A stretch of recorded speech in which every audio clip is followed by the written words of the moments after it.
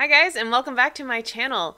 I am very excited. I'm 8 weeks away from competing in my very first triathlon. It's an Ironman half triathlon, 70.3 distance, in Atlantic City, New Jersey on September 23rd, 2018.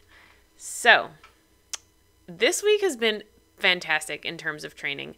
I know my video last week was super short, but basically the message was I was tired. And it just so happens that the way my training plan is, I get 4 weeks and then a recovery week, 4 weeks and a recovery week. And this week was a recovery week, and I guess this is the point of using a well thought out plan, but it came at a really great time. And basically what a recovery week is that your distances are all a little bit shorter than what you had been building up before. So you build up your distances and times and stuff, and then you have 1 week where everything's shorter. And then you build up some more, and then you have 1 week where everything's shorter. And this week, the first time I had a recovery week, I think all the distances were still kind of short, so I didn't really notice. But this week, I really surprisingly made a lot of improvements, and I think that's kind of the point of a recovery week. So, for example, my swims, up until now, for the most part, if I was swimming like 200 meters, that would take me 4 minutes. 200 meters is 8 laps of the pool. But this week, out of nowhere, I did them in like 3:30, just like out of the blue. And they had been consistently right around 4 minutes for several weeks now. So that was pretty cool. Also, my run time has gotten better, and you guys know I'm not a runner, and my run times are still very slow. But for a long run, like last week, I did a 10-mile run. My time was, I think, 12:30, so 12 minutes 30 per mile, which is slow.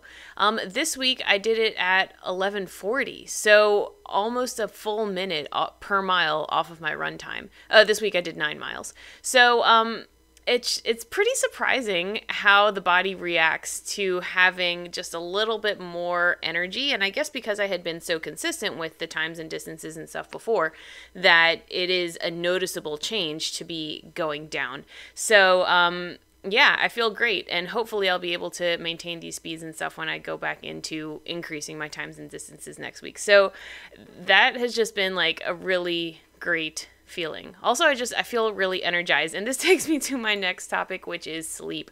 I have told you guys before that sleep is imperative for me, and probably for everyone. But if I don't get enough sleep, I just don't function well. And last week, it was a combination of a lot of things. So it was like my peak week before recovery. So all of my times and distances for training were at their max. Also, things were very stressful at work. Some data was wrong, and it was a lot of putting out fires. So last week was pretty stressful at work. And I was like preparing to go to the Kentucky meetup. So I personally felt like I had to do all the things at home beforehand before getting ready to leave. So what this resulted in was I didn't sleep enough, and I didn't even realize it, honestly, until I checked the following week.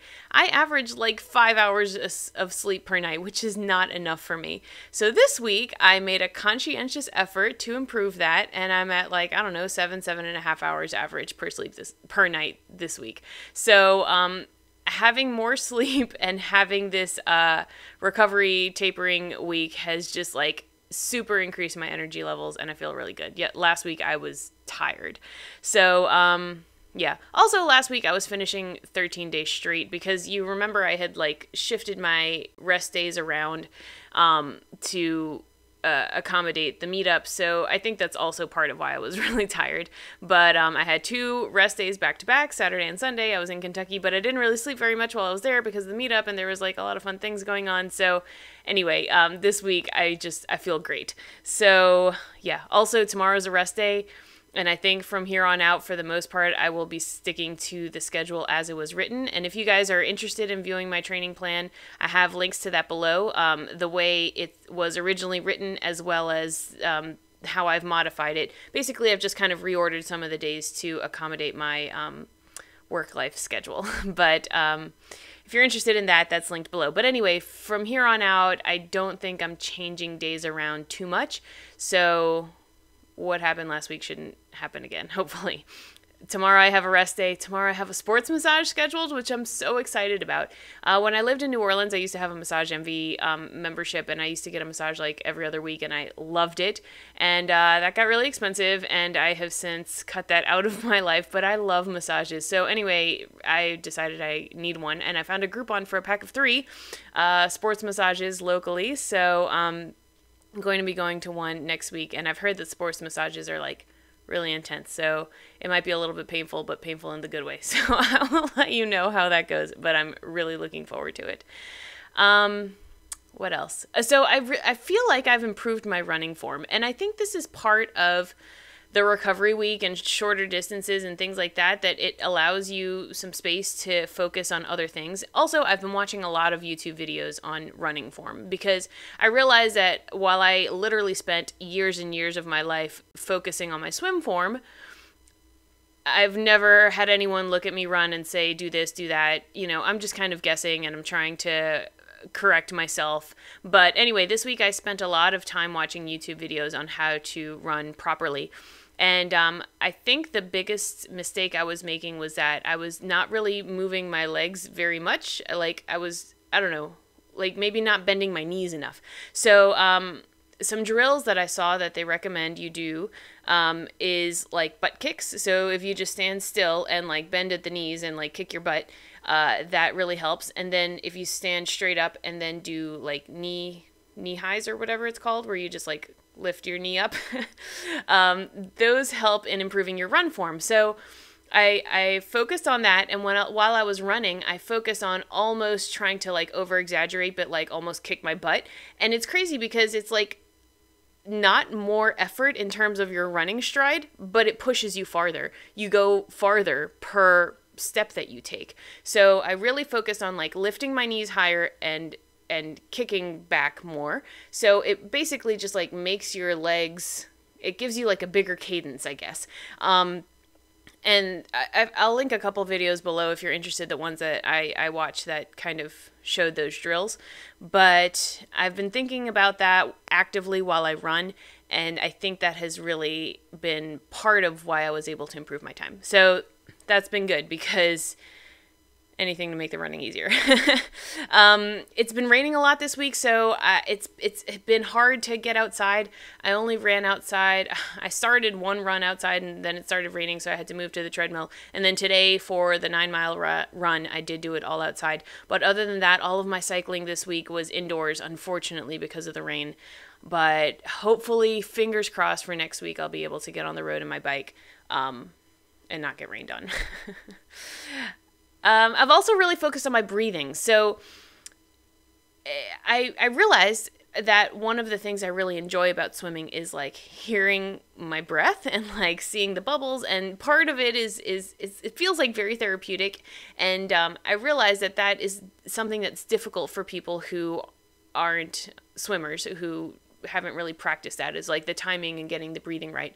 But that's something that I really enjoy focusing on when I swim. So I thought about focusing on my breathing while I run. And of course, also YouTube videos on this. And there's one really interesting one that I will link below that explained it really well. So when you breathe, and this I also learned years ago from being a singer. If you were ever in like choirs and stuff like this, you probably learned it. But when you breathe normally, you can either breathe where your chest lifts or breathe where your belly inflates. And you can try it. Put one hand on your chest and one hand on your belly, and like breathe in a way that your chest lifts, or breathe in a way that your belly expands. And these are like two different kinds of breathing, right? So when you sing, you always want to like breathe from the belly. And apparently same thing when you run. Probably same thing always in life. I'm not sure. But this video talked about learning to like breathe from your belly, which I know how to do, and having a cadence to your breathing, which I hadn't ever thought about. What he suggested was breathing in over 2, out over 2 of like your footsteps. So if you're running, like you go, or even 3 and 3. So I've really been focusing on that, like breathing from the belly and breathing at a particular cadence, because I realized that my breathing was getting kind of out of hand without me even thinking about it. I was kind of gasping. And you know what's funny is that I would have headphones in or music playing, and I'd be running along the path, and people like way ahead of me would like turn around to see that I was coming, probably because they could hear me like breathing and gasping. So since I realized that was happening a lot, I decided to focus on my breathing. And like I said, I saw this video. I've seen several videos that kind of explain the same thing, but really focusing on the belly breathing and having that cadence. So that has really helped as well. Also, you guys know I'm like a data numbers person, and anytime I can think about numbers, it relaxes me. So thinking about like in over 2, out over 2, in over 3, out over 3, or even longer, just like focusing on like numbers while I breathe. That sounds really silly, doesn't it? Has helped me keep my breathing at bay as well. And kind of like a little point of pride was that today while I was running, I was getting up on people and they weren't turning around. So like that means they weren't hearing me coming from my breathing, I guess. Or they just weren't paying attention. I don't know. But I feel like I have this week gotten my breathing under control, and I want to keep focusing on that. I think it's something that's going to take active thought, but I have 8 weeks to go and I can build that habit. So my physical form in terms of my stride has improved, and I think my breathing has improved as well. So I feel really good about that. And the last thing I wanted to mention that I feel like I've improved on is just self-talk. A few of you guys have mentioned this in your comments, and you're absolutely right that that plays such a big role. I think it wasn't last week, but I guess the week before when I went on the group training ride with my coach, there was one like particularly difficult hill, and I remember thinking, I can't do it. I'm not going to make it. I'm just going to get off of the bike and walk until the top of the hill, and then I'm going to get back on. I can't do it. I can't do it. I can't do it. Like while I was pedaling up the hill, I'm not going to make it. I'm not going to make it. It's okay if I walk. It's okay if I walk. I'm not going to make it. I'm not going to make it. And then I made it, and it was fine, right? And I told this story to my husband, and he just looked at me and he said, "Have you ever heard of the little engine that could?" And he was completely right. Self-talk has so much to do with how we mobilize our energy internally, and I think that it has more power than we realize. And just telling yourself like, I can do it, I'm almost there, I can do it, I can get there. Since that day, I haven't had another outdoor bike ride, but even while I'm running, or even in indoor rides, I've tried indoor bike rides. I've tried to focus on like, this is awesome. I'm so powerful. My legs feel really strong. I can do it. I'm doing great. Like it sounds silly, but like saying these things to myself while I run and while I bike really helps. It makes the time go by faster, and it makes, I don't know, it's hard to explain, but it really just, puts things into a different perspective. Another thing I've read about it, in terms of like general triathlon mindset, is to kind of break things up into shorter events in your mind. So instead of thinking of this as like a 70-mile race, think of it as like a swim and then a bike ride and then a run. And even within those, break it up into sections. And so in my mind, like I know I'm biking around 18 miles an hour. So I just say like, I can make it to these 18 miles. I can make it to these 18 miles, and I'm biking. And then I get there. Okay, I just have to do that again, and just that kind of really positive self-talk of like, oh, I already did that. I just have to do it one more time or 2 more times. It makes things so much easier. Same when I'm running. The loop where I run, it's a park, and the loop is like 1.15 miles or something. So when I do 4 laps, I've done 4.6 miles. Anyway, like today I did 9 miles, so it was 8 laps. And after I did the 4 laps, I was like, okay, I just have to do that again. Like just start over. Basically, in my mind, I'm just like starting over. I've broken this run into 2 sections. And that has really helped as well. Like those first 4 laps weren't so bad, so I'm just going to do that again. And just kind of having that shift of outlook, shift of perception has really, really helped. And again, I know it sounds silly. I'm usually not into like hokey, hippy-dippy stuff, but I think it has an actual perceivable impact on your physical energy. I really do. So all in all, I feel like I made a lot of progress this week. Thank you guys so much for all of your kind support and comments. They really, really mean the world to me. Also, do you like my shirt? It says AD Keto. If you guys don't follow Aaron, his channel name is AD Keto. He's so cool.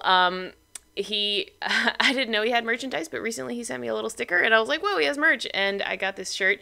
I love training in shirts that say anything keto related because I am still consistently getting a lot of comments. I mean, not necessarily negative, but people seem to think that I'm ignorant to how many carbs I need in order to complete this race. We'll just say that. Not just, my coach really hasn't mentioned it, but just other people that I've trained with in the gym and coworkers and stuff like that. Like, they really look at me like I'm not crazy, but, oh, poor girl. She doesn't know what she's doing. And it really aggravates me. So, and I don't like to like go out and preach the like wonders of keto. I mean, I hate people like that, but I like just wearing shirts that say keto and maybe planting a seed in people's minds, or at least about the possibility of it, because I sincerely think that the reason my recovery has been so easy, honestly, after every single day of training, I come home and I stretch. I do. But that's it. The next day I'm not really sore. I'm not really dead. And I've been sticking to like very low carb, very high fat. And I mean, keto is an anti-inflammatory diet. And I really think that that's impacting me very positively. So follow Aaron if you don't already. He's got a really great channel. And if you know of other great keto t-shirts, I want them. I will buy them. Let me know. Thanks so much for watching, and I will talk with you soon.